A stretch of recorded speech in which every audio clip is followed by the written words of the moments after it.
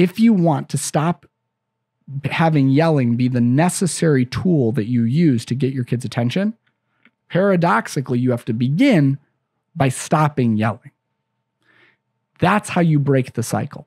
You actually stop doing the thing that feels effective, and you rely, as much as it is painful to do for those first few weeks when it feels like I really can't get anywhere, on alternative methods of communication and discipline. It's a brand new day. Wake up every morning and say, it's a brand new day. Take a good day, make it great, okay? 'Cause if you got some lemons. All right, so for the first ever episode of the Whole Parent Podcast, I wanted to focus on a topic, and we have been sending out requests for you, the social media community that follows Whole Parent, those who are in the Whole Parent membership, those who are on the email list, to submit questions. And so we've been compiling those questions and kind of categorizing them a little bit into different general topics, and then trying to organize episodes. And so for this first episode, we're going to have 3 questions that are all centered around the concept of yelling at kids, because this is a really difficult thing. Actually, I'm recording this only a couple days after Thanksgiving, and this was something that even came up at my Thanksgiving table with my own family. My nephew challenged me, and he said, like, you don't think yelling at kids works? I think it does. And it's kind of funny because he's obviously, well, I guess I shouldn't say obviously, he's not a parent. He's like a preteen. But it's a hot topic in the world of parenting. And so we got more than 3, but we picked 3 really amazing questions. And the first one comes from Emily. And so Emily says, hi, I'm Emily. I have a real problem on my hands. I've tried everything that I can think of to get my kids to listen, but it seems like they only respond when I raise my voice. I hate yelling, but I'm at my wit's end. How do I break this cycle and get them to cooperate without losing my cool? First and foremost, Emily, an amazing, amazing question. I don't know how many kids you have. You didn't identify that with us before. We were like asking for some of that information, but really, really amazing question. Whether you have 1 kid, 2 kids, 5 kids, so many of us find ourselves in this position where we are doing something that we hate. We don't like the fact that we're yelling at our kids, but it just seems like it's the only thing that works. And so as we dive into this, I first want to say, lead with validation and empathy, right? With kids, but also with adults. I get it. I was raised in a household where yelling was one of the tools of discipline. And we're going to talk about that later in the episode with the future question.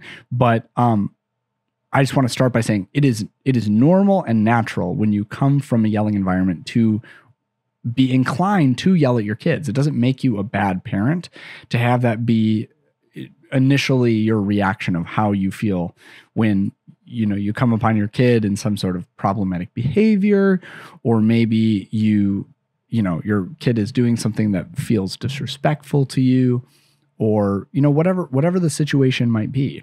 It's totally normal to feel like, man, I just want to really scream at my kids right now, and to even go down that path. And so so many of us are there. Emily, you're not a bad parent at all for yelling at your kids. That is just part of the journey for each and every one of us.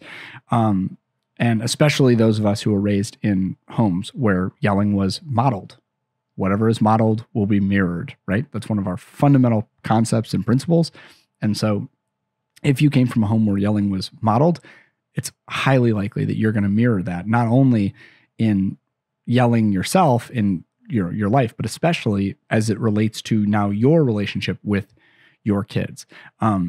So I think a lot of people think that the reason that they yell is just because or a lot of people who don't struggle with this might think like, oh, the reason why you yell is because you like it or you think it's effective. In this case, Emily, thank you for pointing out, like, you hate it, right? You don't like it, but you're at your wit's end. How do you break the cycle and get them to cooperate? And the first thing to say, I usually give kind of 3 pieces of advice when I do this on my group coaching, which is something that I do on a weekly basis inside my membership, where I answer questions like this live with a Zoom group of parents. And it's really funny in there. I always say I have like three things. So the first thing that I would say is, if you have to move beyond simply hating it to actually working to resolve it. And we'll talk about that, as not only in this question, but throughout, Emily, if you're listening. But you have to move beyond simply hating it. And the reason why you have to move beyond that is because what that sets us up for, what that sets all of us up for, when we're doing something that we are ashamed of or uncomfortable with the fact that we're doing it, what it sets us up for is a shame spiral, which is you yell and then you feel shame about yelling. And that shame is uncomfortable because it should be. I mean, shame is awful. And we'll have a whole another episode on that, I'm sure, in the future.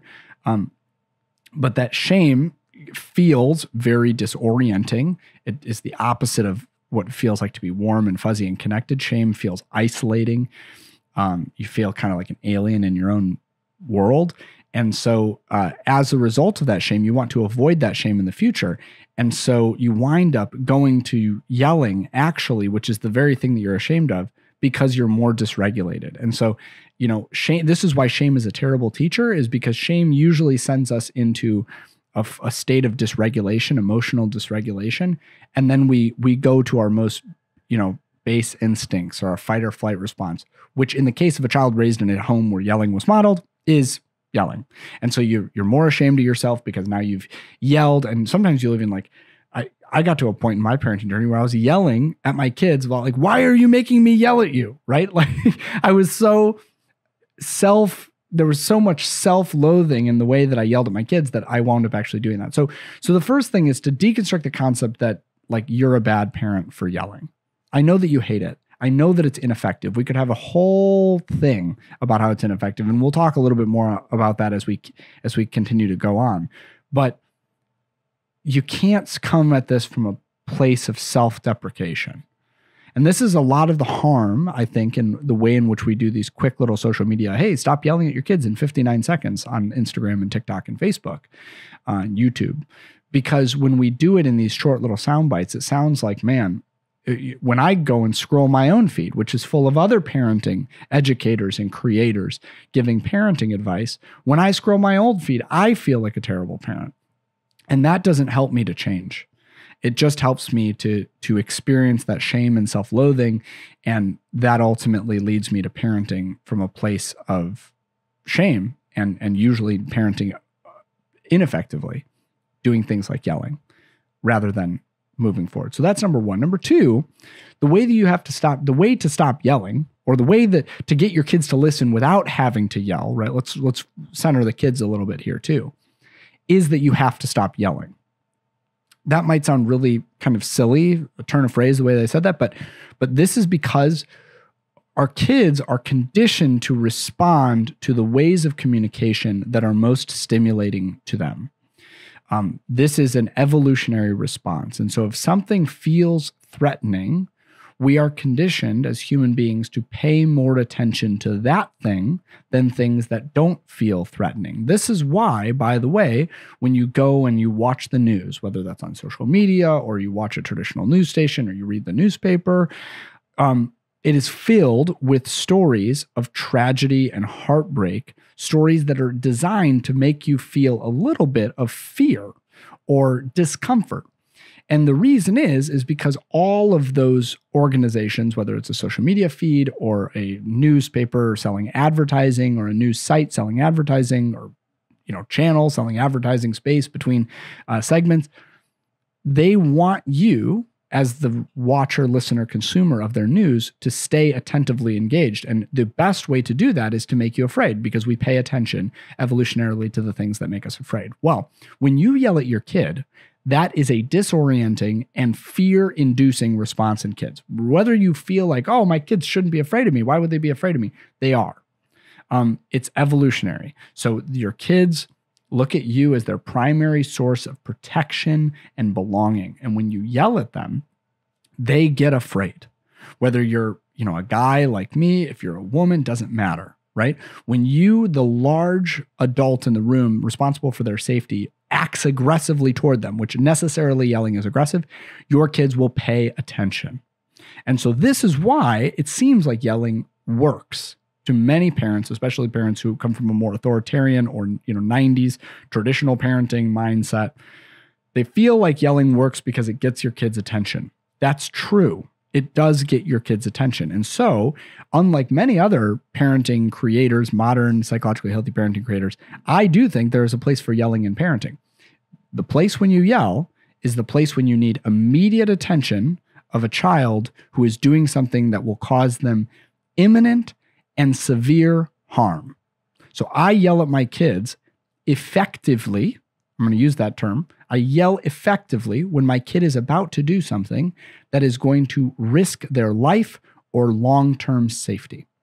So if I see my kid running towards a street with cars flying past, I will yell.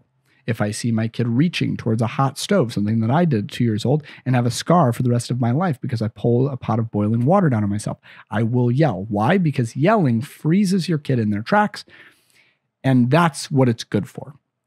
What it's not good for is teaching long-term skill-building, moral thinking, or rationalization. In other words, teaching your kid how to behave in the future.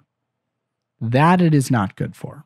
Because the very part of your brain that responds with a fear, fight or flight response, generally speaking, does not learn complex social ideas like why you shouldn't color on the walls or why you shouldn't, I'm trying to think of other good examples here, take out all of the flour, try and bake without your parents and cover the entire kitchen in flour and cocoa powder, right?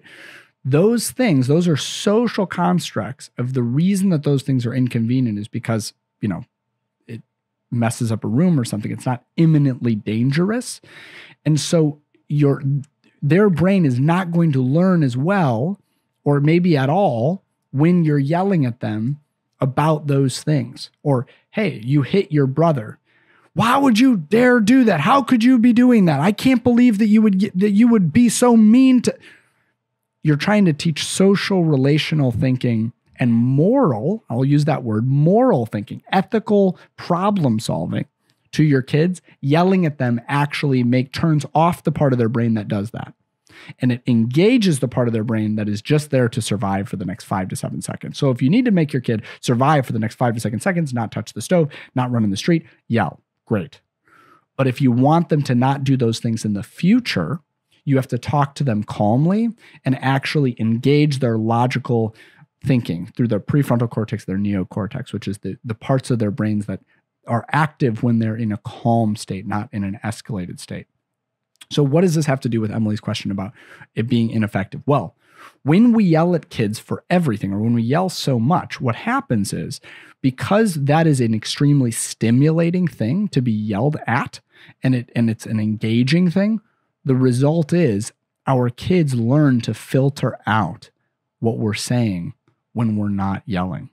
So as we yell, we actually train our kids not in good behavior or ethical thinking or reasoning or logical rationality or the consequences of their actions. What we're teaching them is to not listen when we don't yell. And so many parents, it takes a long time to break the cycle of yelling because you actually have to retrain your kid's brain to not be ignoring you when you're not yelling. And so if you yell every day, multiple times a day, you can, basically put it down in your journal. Your kids are not going to listen to you when you're not yelling. The good news is that relationships and brains are both plastic. They are malleable. They can change over time, and they should. And so if you want to stop having yelling be the necessary tool that you use to get your kids' attention, paradoxically, you have to begin by stopping yelling. That's how you break the cycle. You actually stop doing the thing that feels effective, and you rely, as much as it is painful to do for those first few weeks when it feels like, I really can't get anywhere, on alternative methods of communication and discipline. You might need to make things really over the top fun for those first couple of weeks when you're breaking your yelling habit. You might need to give a lot of warnings and, be very clear about the plans and this is what we're going to do in these ways. You might need to do whatever you might need to use distraction more than you often would like to. But ultimately, the goal here is to break the pattern for them that all communication that is worth listening to from mom, Emily, is yelling, because that's what they will do. So we will talk a little bit as we continue on this journey with the next couple questions about what are some tools that we can use to not yell when we feel like it in the moment.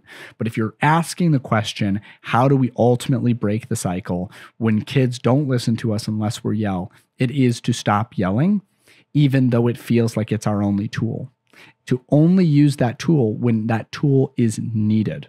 So again, yelling can be a tool that can be effective in the same way that a hammer is a tool that can be effective. A hammer is a tool that's effective when you're trying to drive nails. A hammer is a tool that's effective when you're trying to pull out nails. A hammer is not a tool that is effective when you're trying to cut wood. Same thing with yelling. Yelling is a tool that is effective when you're trying to stop a child from doing something dangerous in that exact moment. Yelling is not a tool that's effective when you're trying to teach long-term social, relational, or complex neurological processes like moral thinking and logic. That's the truth. Great.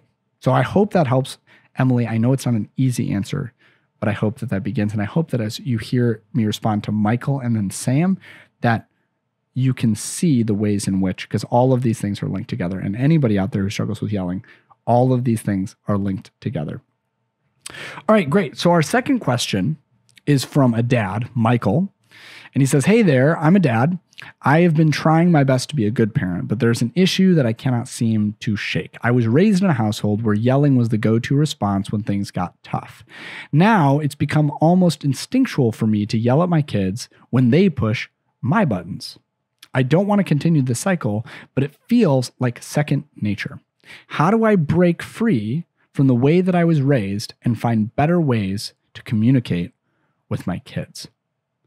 So, Michael, if I'm hearing you correctly in this question, which I think I am because this is so well written, you were raised in a household like most of us who struggle with yelling. Again, yeller in recovery right here. Your host, the guy who talks about why yelling is ineffective, still yells at his kids when he gets triggered sometimes, when I'm not in my best place. But most of us who yell were raised in a household where yelling was the go-to response. Now it feels like not just your kids won't listen in the case of Emily when you don't yell. It feels like you are losing and lacking the skills and control to not yell. First of all, Michael, I just want to say thank you for the honesty to admit that you are out of control when it comes to yelling, especially working with dads. This is something that I struggle mightily to have, to get men especially, but also women, to come to terms with. The idea that they're not yelling because they're logically thinking through, oh, right now yelling is the right response. That yelling is not a thought through decision, that yelling is an emotional reaction. Until we as parents realize where the problem comes from, we can't begin to solve the problem. And that takes a level of vulnerability that Michael has just modeled for us that is so important. I was raised in a yelling household. It is instinctual for me. How can I break free from the way that I was raised and communicate better with my kids? Until you get to that vulnerable place about being able to be honest about that stuff, you're not going to make progress. And so thank you for that. And if you're listening out there and you're going, well, oh man, I feel like I'm doing it intentionally, I would just ask you to really consider that, really question that. Do you have a therapist who you can talk to? Do you have a therapeutic relationship in your life, perhaps a partner or a trusted friend where you can bring that and go, hey, am I yelling because I actually want to, or because I'm thinking that it's going to be effective, or am I just yelling because I'm emotionally dysregulated? So that's the first thing, to just name and claim. Step one, you aced it, Michael. We have to get back to the basics of understanding where this behavior comes from. And by the way, we're talking about yelling today. We're not talking about our kids' behavior. We're talking about our behavior. But when we do talk about different kid-centric behaviors like hitting and biting and not sharing or whatever, right? The kid problematic behaviors, I'm always going to begin that with number one, making sure that we're not triggered when we're trying to engage those things. Timing is everything. In parenting, you don't necessarily want to engage a child when they're already dysregulated. You want to wait and engage them when they're in a more logical state. That's all that prefrontal cortex versus sending them into fight or flight thing. That all applies here too. But step two is always to understand where what underlying need is not being met. And because I think this is really important to state, and I'm glad that I can say it here on the first episode, kids are generally speaking trying to doing the best that they can based on their developmental age and stage. Generally speaking, they are doing the best that they can. They're not intentionally manipulative. A lot of this stuff is, for lack of a better term, propaganda that we have been fed. That kids are secretly trying to force their will upon us or manipulate us, especially when they're toddlers. No, they don't have the developmental or intellectual capacity to do that. They just don't. And so understanding that is not what your kid is trying to do. There are unmet needs, unmet developmental capacities in most problematic behavior. Well, okay, now let's take that into adults with Michael. Michael, there is an unmet developmental need. We were not taught how to effectively communicate. And so until we learn how to effectively communicate, we will always go back onto the thing that was modeled for us. Whatever is modeled will be mirrored. And so the first step after acceptance that this is not a conscious choice is to actually begin to do your work. And one of the ways that you can do this is what I call after the fact or reprocessing an event. So understand that the journey to not yelling at your kids is not a linear journey. It is not like, I joke that I'm a yeller in recovery because yelling actually does have a lot of addictive seeming properties, right? When we learn about addiction, I can get into that maybe at the end of the episode if we have time. But yelling has a very addictive nature to it, where like you do it more and more, and the more you yell, the more you have to yell to get your point across. And it feels like it's out of your control. But for many people, they think it's in their control, but secretly, those of us on the outside looking in go, no, you're out of control, right? Similar to kind of how certain addictions function. But unlike many addictions, where ideally it is sobriety. And, hey, once you make the decision, for example, in AA as a program, which is a proven highly effective program for trying to stop drinking, your sobriety is contingent on not drinking at all from that moment forward. That is not how you're going to stop yelling. You're not going to make a decision today and say, I'm never going to yell at my kids again. And then you'll get your 5-day chip and your 24-hour chip and your 5-day chip and your week chip and your 36-year chip, right? That's not how yelling works, because it's not a conscious decision to go and reach for the drink.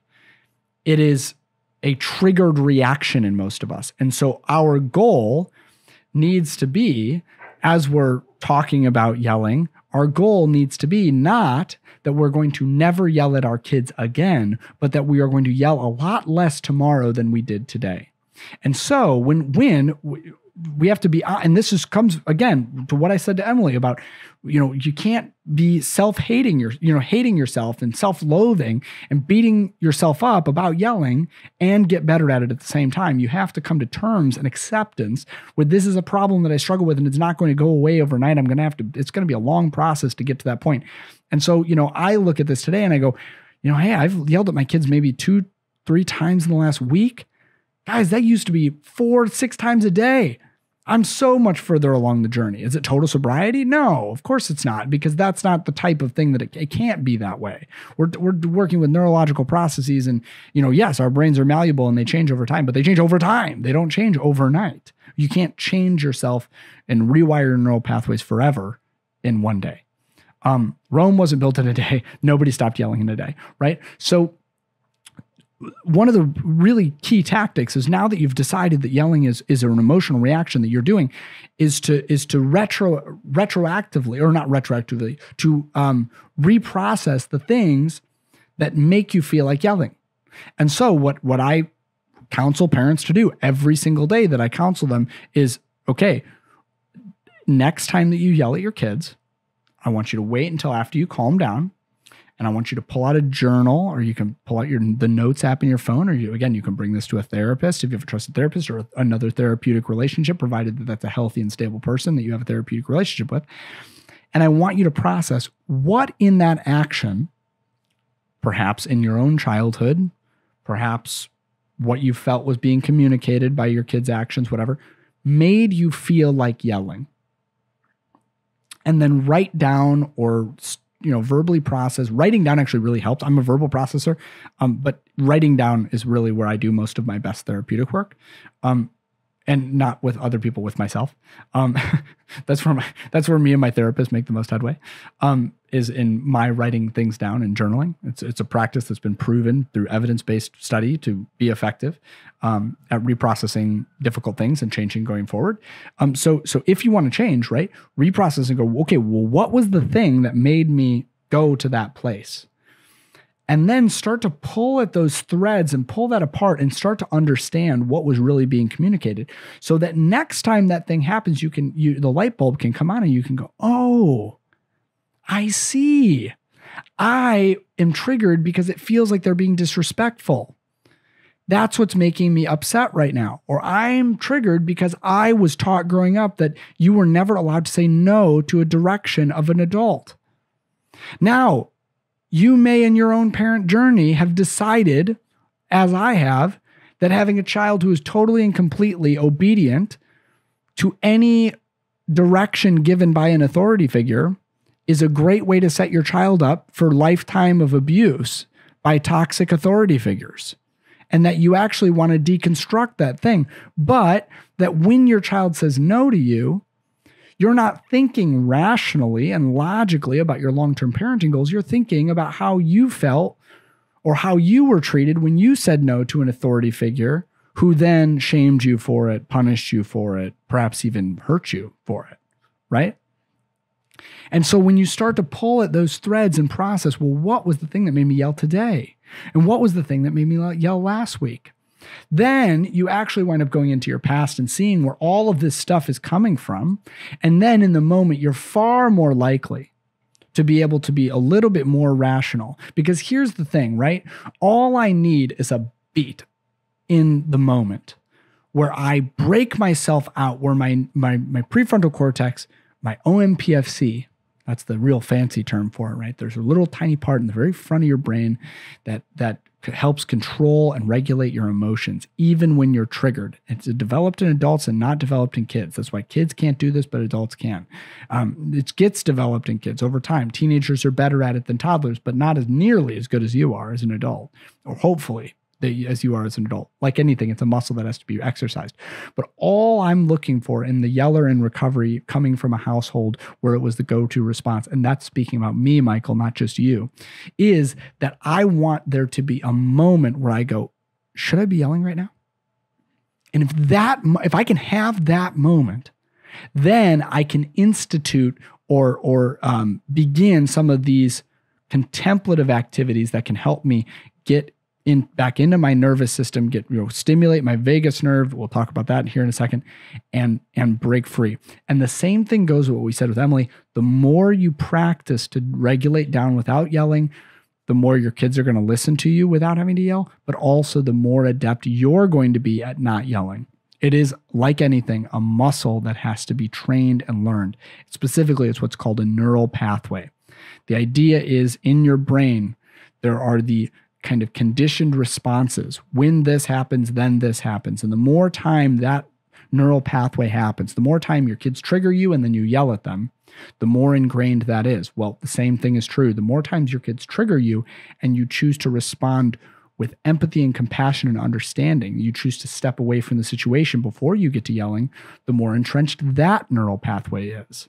And eventually, the goal is the neural pathway to not yelling is stronger than the neural pathway to yelling. That's what you're going for as an adult. The longer you've been yelling at your kids, the harder it's going to be. The longer that your kids have been yelled at, the harder it's going to be for them to learn to listen to you when you don't yell as well. It's just a long process. Again, Rome wasn't built in a day, and neither were your neural pathways rewired. So that, we can talk about a lot of those things. I have a really great resource on my website. It's, an email that I sent out with including a YouTube video where it's how to not lose it on your kids. A lot of the stuff that we've been talking about this episode is in there, but also some really key grounding exercises. These are therapy tools that people have used that will, that the therapists and psychologists have developed over time. Even monks and meditation experts, yogis have developed that can help you to calm down before you get to that point. But I'm just looking for that moment where my logical brain breaks through and goes, hang on, John, Michael, I don't want to go there. Now I need to step away, ground myself before I engage my kids. And there is, by the way, a fundamental myth here that needs to be deconstructed before we move on to Sam's question, which is that all good parenting has to be done at the moment of problematic behavior, that kids are like dogs. And if you don't catch them in the act of destroying the CD cases or, not being, house trained, that you can't, process that with a dog later because they don't have memory in that way. They can't communicate with you. Kids are not dogs. You can step away from a problematic situation, come back and revisit it in an hour, 15 minutes, an hour, doesn't matter, and be an effective parent and disciplinarian, aka teacher. You can do that. And most of us, when we accept and embody that reality that I don't have to parent right this moment, right? Your kid's coloring on the wall, you can take away the marker and you can walk out of the room before you, do harm by yelling, or before you kind of do. Once you get to that point and you realize that you don't have to yell in the moment, wow, how freeing it is. And for me, it used to be that I had to step away for 5 or 10 minutes, and sometimes I still do. It's a long time. But these days I have to step away for only about 40 seconds. And then I've regulated down because I have these tools that are, again, I've trained myself to do. And now I can engage back in the situation. And still, like I said, once a week, at least, I still yell at my kids. I'm not going to say that I'm happy about it, but I've moved past hating myself for it because I know that hating myself for it is not going to make it better. All right, before we go on to Sam's question, I wanted to just kind of make a really quick call to action here. You heard at the beginning, how important it is for us to get people to go and review not only this episode, but the podcast as a whole, to rate this podcast on whatever podcast platform you're listening to, and to share it with a fellow parent. We talked about that at the beginning, but if you're finding value in this specific discussion, I want to make that plea to you again. So not just if you find genuine value in any of this podcast, any episode, but in this specific episode. To me, the highest compliment that I get is not when people say, John, I'm so happy with this thing that you've helped me with. It's when people share the content that I put out, whether that's on social media or whatever. And so in this podcast, sharing on social media is great. When you share a podcast, the amount of impact that you can do is exponential, literally exponential. So we're trying through this podcast to enlighten and empower parents through evidence-based insights and real-world experience. But I can't do that unless you share it, unless you rate it. So please write a review, and write a review too. Like I love reading reviews. I read every single review that I get on this podcast. I don't read every DM that I get on Instagram. I don't read every comment on every video on TikTok, but I absolutely read every single review. And so if you want to say thank you to me, the best way to say thank you is to jump over and review the podcast, because together we're going to reach and help so many more parents. We're going to transform the world through parenting, one family at a time. All right, so back to our scheduled programming with Sam's question. We're going to wrap up here. Sam says, hi, I'm a mom of 2 wonderful kids. I always try and be patient and understanding, but sometimes the stress gets to me and I end up yelling at them. Me too, Sam. I hate it when that happens because I see the hurt in their eyes afterwards. How can I repair the connection between my kids after I've lost my cool and I've yelled at them? Sam asked this question, but this is actually a question that I got from numerous parents. How do we repair after we yell? And the short answer is honest vulnerability. Honest vulnerability. We have this idea in Western parenting that we need to always put on, this face for our kids in some way, that we need to be the superhero who never makes a mistake. I even have faced it in my own journey of processing with my own mom, right? It's really hard for us as adults to say, hey, I was doing the best that I could and I still screwed up.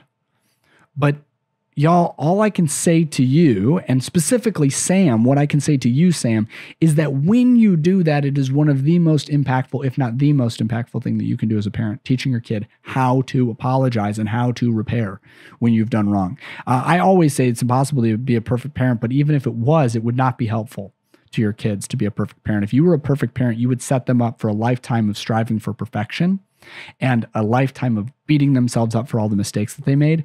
The real best way to be a parent is to be an imperfect parent who's willing to admit it and repair.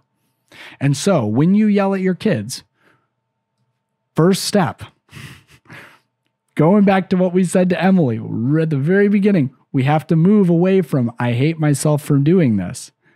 I understand it's a natural reaction. I often feel it myself. We have to move towards, I did this because of the brain that's been built in me. Some of that's on me. Some of it's not. It's complicated. But now I'm going to take responsibility for my actions, not out of self-pity, not out of self-loathing, not from a place of shame, but from a place of trying to be better. It's growth mindset. If you're unfamiliar with the concept of growth mindset is that you're not stuck where you are.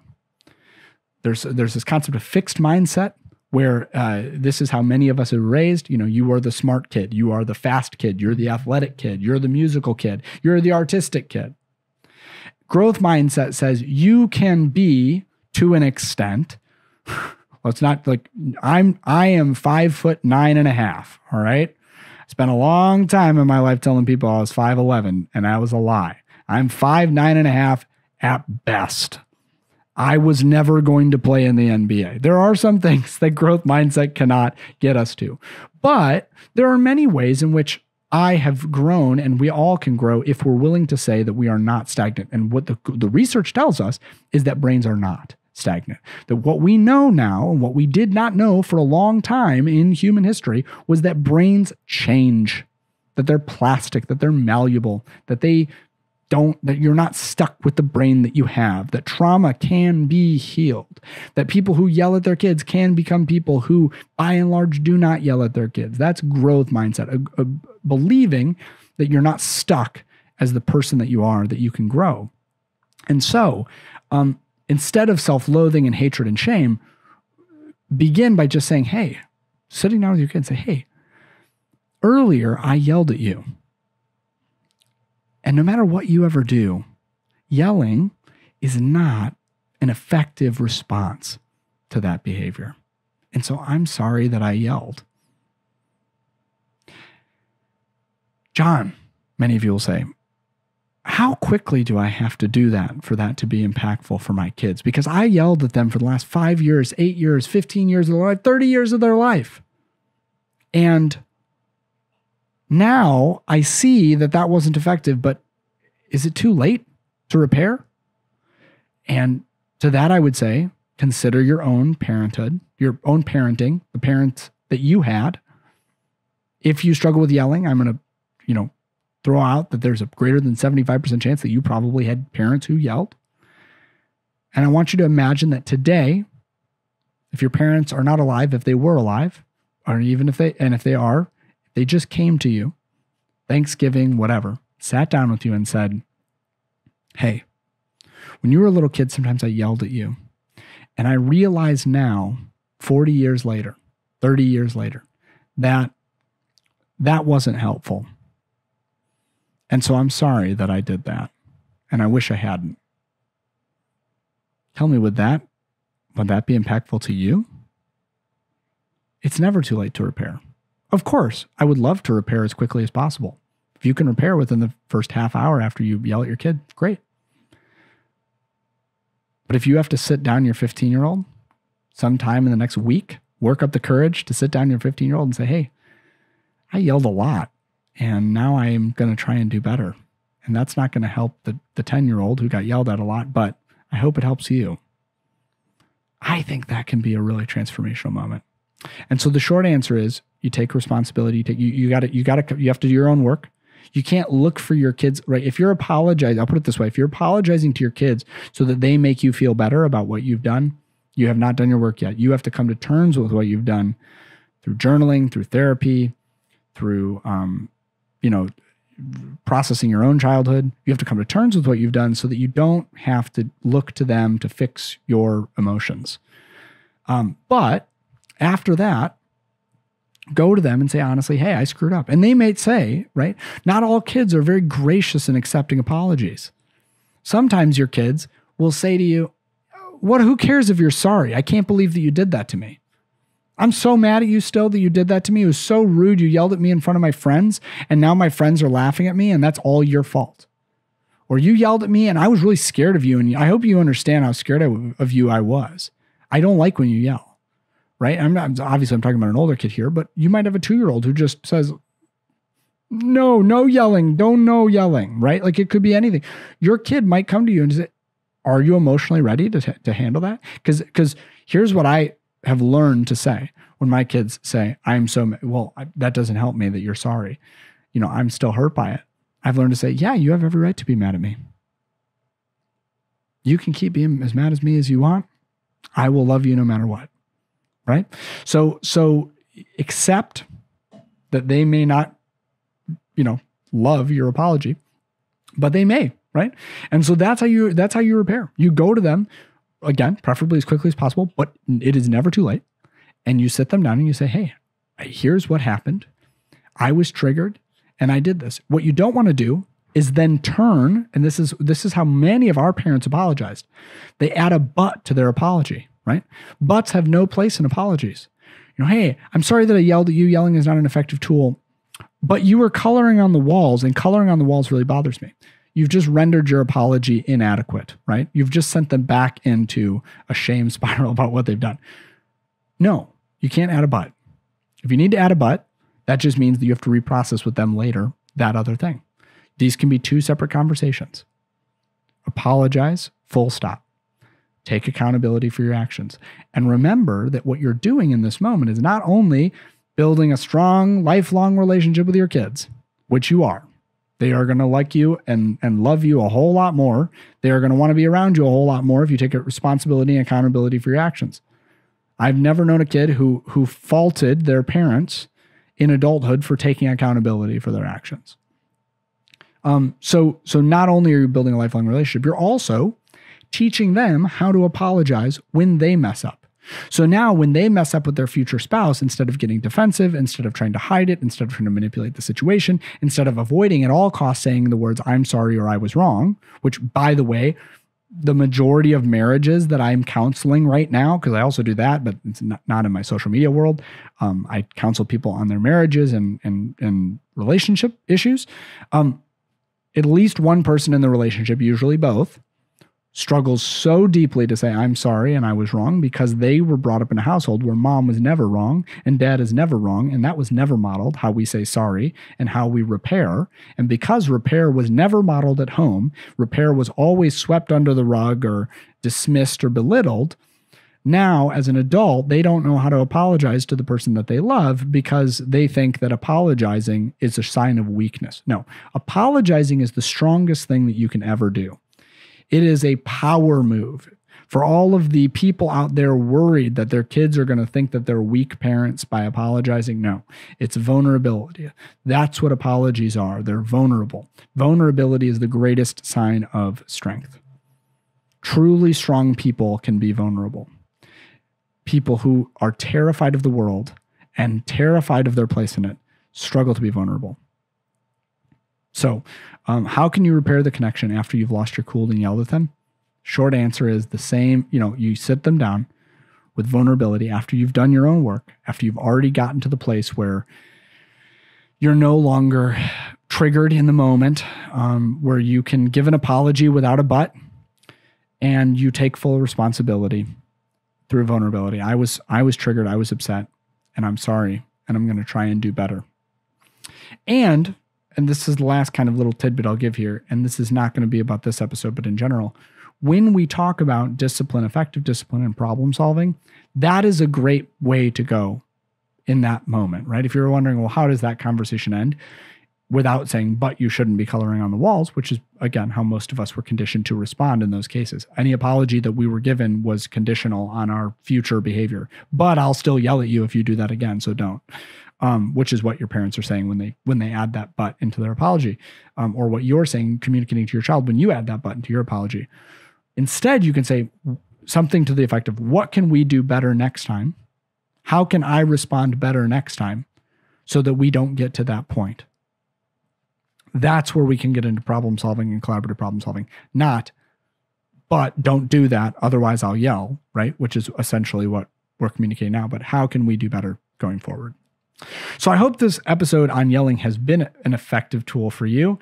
I am really pleased that this could be our first episode. I feel like this is a topic that I could talk about for hours and hours, but I've already been doing this for going on 40 plus minutes. So I'm going to end this episode and then just get excited and get ready for the next one. If you're enjoying the Whole Parent Podcast, I'm going to ask a small favor. It would mean the world to me if you could just take a minute or two right now. Again, I know I've asked you so many times already, but to write a review. It's super easy. All you have to do is go to the write a review button on your podcast app and just let me know what you think. It doesn't have to be long. Even a few words make a huge difference. Each review helps me reach and support more parents. And honestly, it is the greatest compliment that you can give. And as I said at the midpoint in this episode, I read every single review and I cherish that feedback. Like I said, I don't read everything that everybody sends me. I don't read every email that I get, but I do read every review. Thank you so much for being a part of this first episode and for this community and for spreading the word. You're the best.